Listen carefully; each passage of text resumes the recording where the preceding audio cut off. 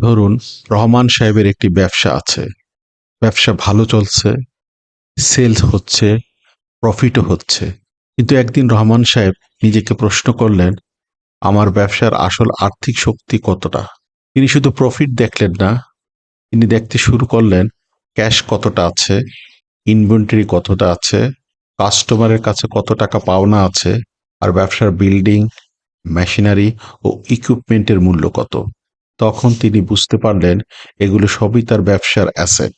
আর এই অ্যাসেটই একটি ব্যবসার ফাইন্যান্সিয়াল ব্যাকবোন। কারণ অ্যাসেট শুধু ব্যালেন্স শিটের সংখ্যা নয়, এগুলো কোম্পানির ভ্যালুয়েশন, প্রফিটেবিলিটি এবং ফাইন্যান্সিয়াল রিপোর্টিংয়ে গুরুত্বপূর্ণ ভূমিকা রাখে। তাই রহমান সাহেব সিদ্ধান্ত নিলেন প্রতিটি অ্যাসেট সঠিকভাবে আইডেন্টিফাই, মেজার এবং ম্যানেজ করবেন এবং নিশ্চিত করবেন যে অ্যাসেট অ্যাকাউন্টিং আইএফআরএস, আইএএস এবং লোকাল অ্যাকাউন্টিং স্ট্যান্ডার্ড অনুযায়ী হচ্ছে। ফলে তিনি শুধু সঠিক ফাইন্যান্সিয়াল রিপোর্ট পেলেন না, বরং ব্যবসার লিকুইডিটি, ফাইন্যান্সিয়াল স্ট্রেংথ এবং ফিউচার গ্রোথ সম্পর্কে পরিষ্কার ধারণা পেলেন। মনে রাখবেন, আপনার ব্যবসার অ্যাসেট আপনি যত ভালোভাবে বুঝবেন, আপনার বিজনেস ডিসিশন তত ভালো হবে। তো আমরা বলতে পারি, no your asset, no your business.